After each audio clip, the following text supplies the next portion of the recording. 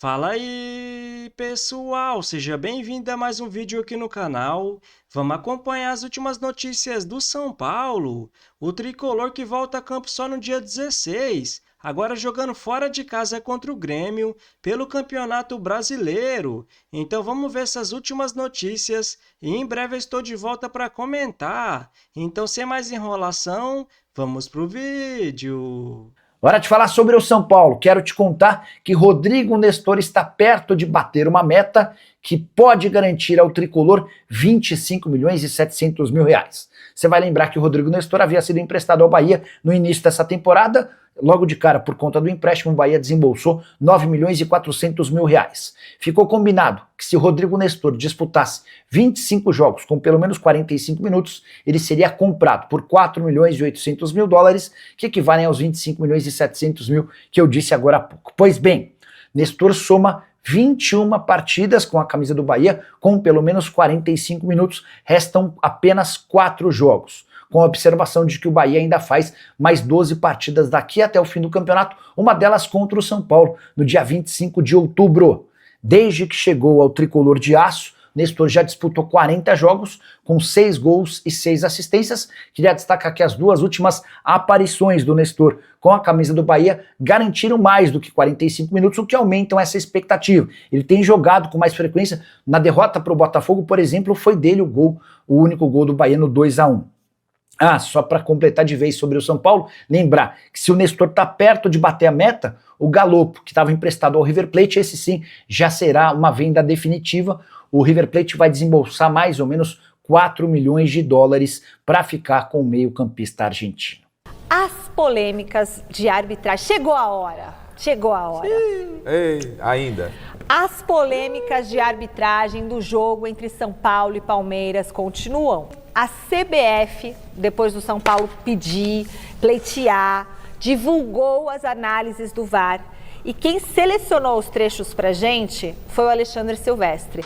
O choque rei do último domingo ainda não acabou. Ao menos nos bastidores, São Paulo pressionou a CBF, que consultou a FIFA para disponibilizar o áudio de 4 lances polêmicos, lances que tiveram conversas entre o VAR e o juiz de campo, o árbitro de campo, mas que não tiveram revisão de vídeo, o que não é um hábito da CBF divulgar lances que não tem a revisão do vídeo, mas rolou a conversa. Então eu destaco para vocês talvez o lance mais polêmico, o lance de um possível pênalti do Alain, meio atacante do Palmeiras, que dá uma escorregada e derruba o Tapia, atacante do São Paulo. Vamos ouvir então e ver também a imagem dessa jogada na conversa do Hilbert da Silva, que era o responsável pelo VAR na cabine, e do Abate Abel, o juizão do campo. Coloca no ar aí, diretor. Atenção, pode seguir. Não, escorregou. Jogador escorrega, os dois estão olhando pra bola, pode ir. Escorregou. Pode seguir. Tá. Ouvimos, tá, Ramon? Vamos checar agora. Tudo pela 2. Tudo pela 2. Escorregou. Não. Pela 2. Tá. Agora antes, eu preciso entender o movimento antes. 16,50. Não tem nenhum tipo de entrada aqui. Pode ser um. Everton. Olha só, é uma bola saindo da área pela... Qual que é essa câmera? Essa é a câmera 1. Pela câmera 1, ó. Nós temos uma bola que está saindo da área, nós temos um jogador do Palmeiras que escorrega e ele tem o contato com o seu adversário, tá? Totalmente acidental e é provocado justamente por esse escorregão. Ramon, é justamente isso que você narra, tá? Nós temos um jogador do Palmeiras que escorrega e esse contato com o atleta é acidental, é uma bola saindo da área, tá? E o jogador claramente do Palmeiras tem um escorregão, tá? E a bola já tinha passado pelo jogador. Pode sair não. Já foi checado, tá, Ramon? Copiou, Rodrigo? Copiou, Ramon? E é um lance... Aqui, olha o que eu vou falar, vocês têm que me escutar, porque senão não adianta falar. O jogador escorregou, os dois estão olhando pra bola, escorregou. Tem um choque de jogo, não é uma entrada, tá bom? Acabou. E Ramon, ainda confirmo pra você que a bola não está para nenhum dos dois atletas, tá? Baixa o braço e respeita a minha decisão. Debatam aí e daqui a pouco eu volto com um segundo áudio vazado. Vou comentar aqui com vocês. Eu tenho uma dúvida. Agora eu tô com... Esses áudios me deixam cheia de dúvida. Quando um jogador cai sem querer e bate num outro jogador e não na bola, não é pênalti? Dentro da área? Sem querer também é falta.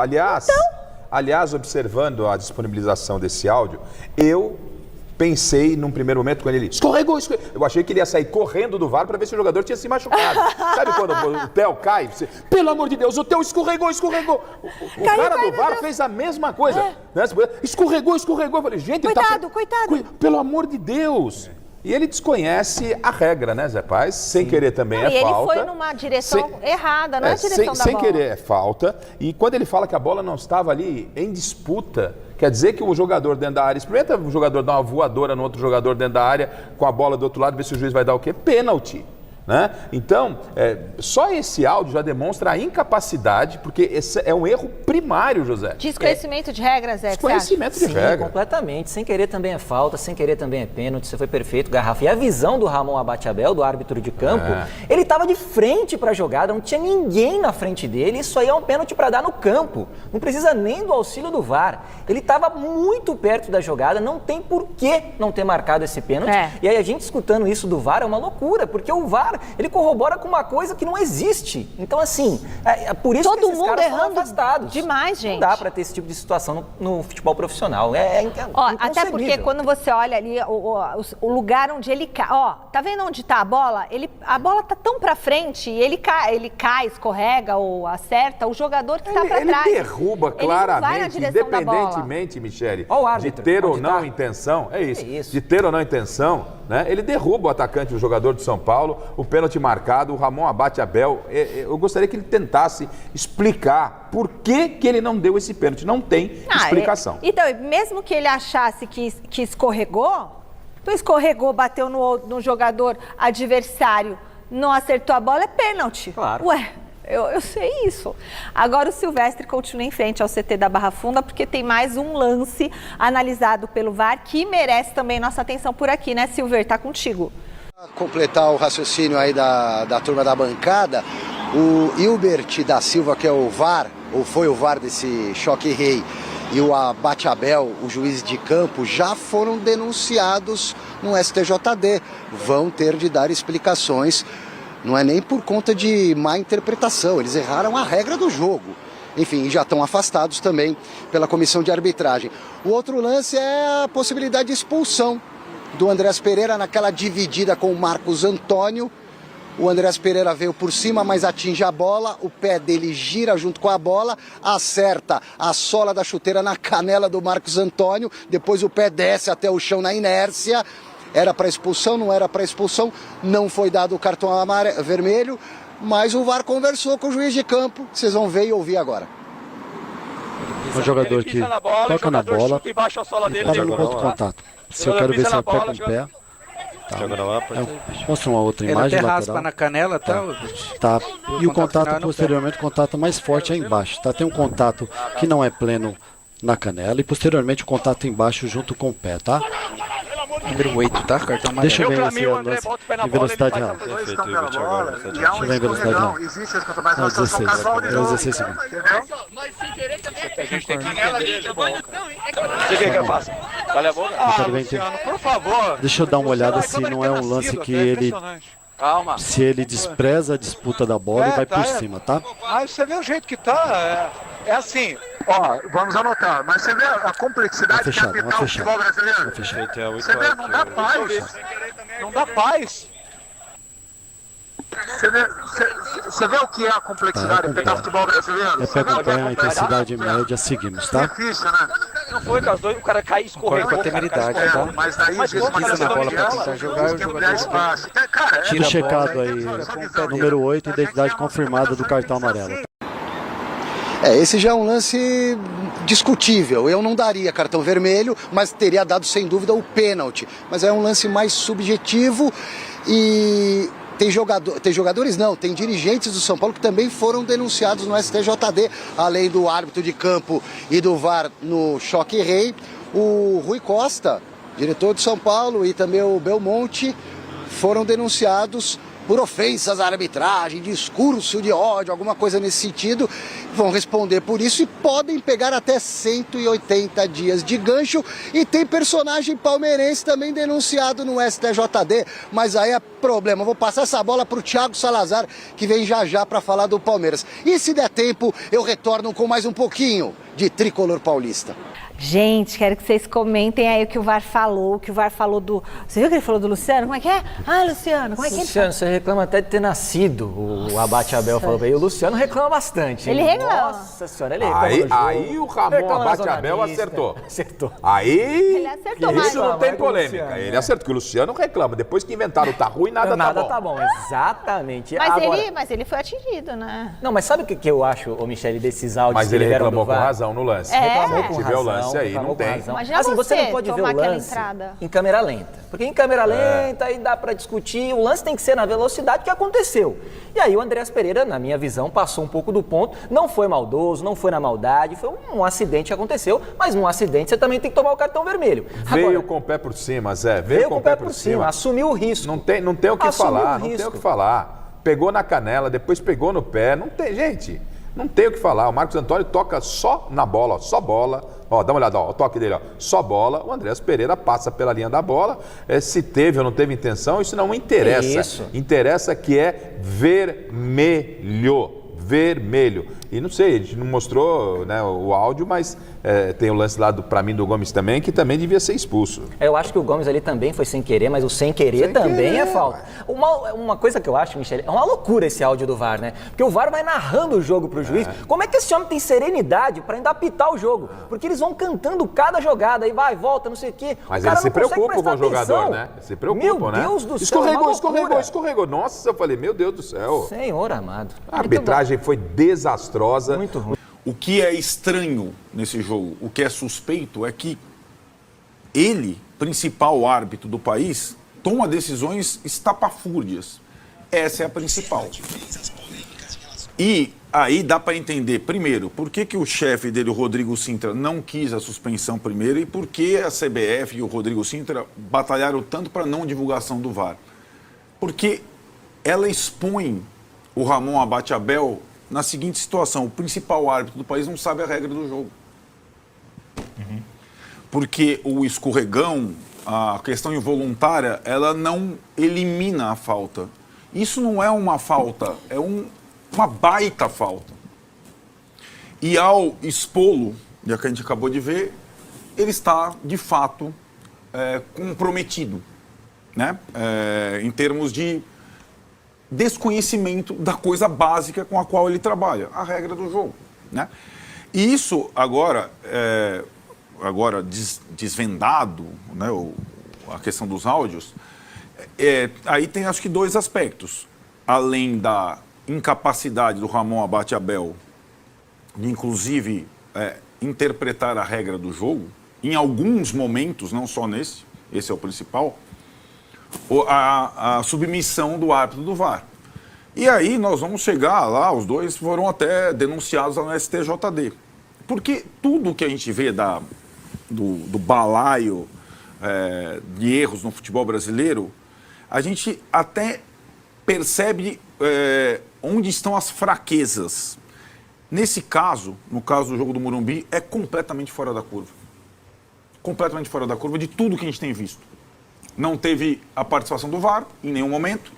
E o árbitro, melhor do país, toma decisões estapafúrdias. Eu acho que existe uma diferença entre jogo polêmico, erro de arbitragem, falência da arbitragem brasileira e escândalo. Esse lance é escandaloso. Por quê? Porque é unânime.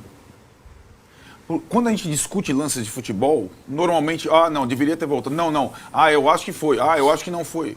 Quando existe uma unanimidade, por isso que é escândalo, é um escândalo, envolvendo o principal árbitro do país. Então vamos comentar sobre essas últimas notícias do São Paulo.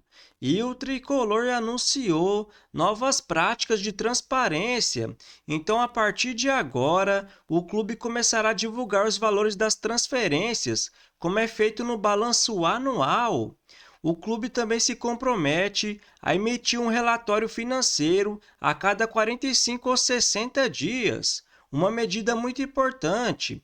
Agora, já no futebol, o São Paulo passará a abrir um dia de treinamento para a imprensa a partir da próxima semana, mesmo que seja apenas parte da atividade, como o aquecimento, por exemplo. Outra novidade será o compromisso da publicação de boletins médicos semanais. Neste ano, o clube vem sofrendo com acúmulo de lesões com vários jogadores, né, galera? E vem recebendo várias críticas por não falar, né, a real que acontece. Olha o Lucas Moura, o Oscar, há tanto tempo que não joga. O Lucas Moura até que vem jogando nos últimos jogos, mas totalmente fora de forma. Além disso, o presidente Júlio Casares, ou outro dirigente, vai conceder uma entrevista coletiva por mês para tratar dos assuntos do clube, e mesmo que atrasadas nessas medidas, são muito importantes. As duas principais, na minha visão, são esse relatório financeiro de 45 a 60 dias e essa coletiva mensal de um dirigente. E eu acho muito engraçado alguns comentaristas que sempre pediam mais transparência no São Paulo, agora vem criticando. Há tanta demora para fazer isso, só na final da gestão que faz, que não sei o quê. Não concordo, né, galera? É um pouco atrasado, mas uma hora tem que fazer. E eu sempre critico muito o Júlio Casares, mas nessa questão tenho que elogiar sim. E o atacante Caleri, a partir da semana que vem, vai estar à disposição da preparação física do clube para começar seu trabalho de condicionamento, mas mesmo assim, ele deve voltar a jogar apenas no ano que vem. Eu sempre falo aqui no canal que o São Paulo tem que parar de trazer esses jogadores veteranos, como o Luiz Gustavo, Oscar, o Wendel, porque a maioria joga 1, 2, 3 jogos e fica 1, 2 meses fora, né, galera? Mas alguns casos, como o Caleri, Rian Francisco, André Silva, são diferentes, até porque são lesão muito grave, né, galera? Então o São Paulo não teve um bom ano, mesmo fora e dentro de campo. Agora o que resta, né, galera, é a gente esperar esse final de ano para ver se o São Paulo fecha com superávit e diminui um pouco suas dívidas. E após mais alguns jogos, vamos ver como é que ficou a classificação do Campeonato Brasileiro. Um resultado importante foi a derrota do Fluminense, que está à frente do São Paulo. O problema é que quem venceu foi o Mirassol, que abriu mais ainda do tricolor. Então, mesmo com um jogo a menos, o Palmeiras lidera com 55 pontos, os mesmos pontos do segundo colocado Flamengo. Em terceiro aparece o Cruzeiro com 52. Em quarto, o Mirassol com 46. Em quinto, Botafogo. Em sexto, Bahia, os dois com 43 pontos. Em sétimo, Fluminense. Em oitavo, São Paulo, os dois com 38 pontos. Só que o São Paulo tem um jogo a mais do que o Fluminense. Em nono aparece o Bragantino com 36. Em décimo, o Ceará com 34. Em 11º, o Vasco. Em 12º, o Corinthians. Em 13º, o Grêmio, os três com 33 pontos. Em 14º, o Atlético Mineiro. Em 15º, o Internacional, os dois com 32 pontos. Em 16º, o Santos, com 28 pontos. E abrindo a zona de rebaixamento, em 17º, o Vitória com 25 pontos. Em 18º, o Fortaleza com 24. Em 19º, o Juventude com 23. Em último lugar, o Sport com 16 pontos. Então, se você curtiu o vídeo, deixa seu like, se inscreva no canal e até a próxima!